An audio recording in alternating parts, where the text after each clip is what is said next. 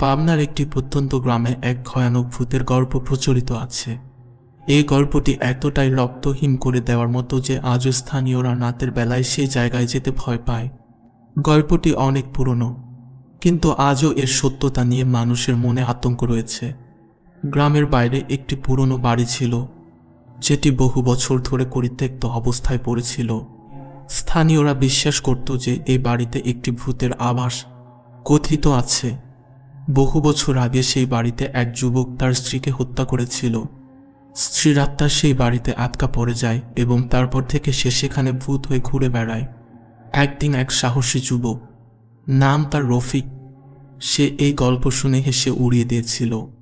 সে বলেছিল, ভূত পেতনি বলে কিছু নেই, এইগুলো সব মানুষের ভুল বোঝাবুঝি। তার বন্ধুরা তাকে সতর্ক করেছিল, কিন্তু রফিক তাদের কথা মানতে রাজি হয়নি। সে ঠিক করল যে সে রাতের বেলায় সেই বাড়িতে যাবে এবং সেখানে রাত কাটিয়ে প্রমাণ করবে যে ভূত বলে কিছু নেই। সেই রাতে রফিক বাড়িতে গেল। সে একটি মোমবাতি জ্বালিয়ে বাড়ির ভিতরে ঢুকল। প্রথমে সব ঠিকই ছিল, কিন্তু মধ্যরাতের দিকে হঠাৎ মোমবাতির আলো নিভে গেল। অন্ধকারে রফিক কিছু শব্দ শুনতে পেল, যেন কেউ তার নাম ধরে ডাকছে। সে চিৎকার করে জবাব দিল, কে সেখানে? কিন্তু কোনো উত্তর পেল না।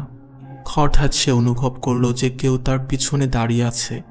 সে পিছনে ফিরে তাকাতেই দেখল একটি নারী মূর্তি, যার মুখ সম্পূর্ণ রক্তাক্ত এবং চোখ দুটি ফাঁকা গর্তের মতো।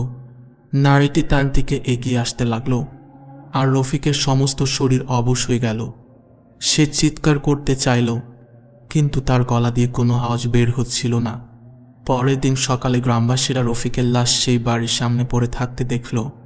তার মুখে ভয়ের চিহ্ন স্পষ্ট ছিল এবং তার চোখ দুটি খোলা, যেন মৃত্যুর আগে সে কিছু অস্বাভাবিক দেখেছিল। এরপর থেকে সেই বাড়িতে আর কেউ যায়নি।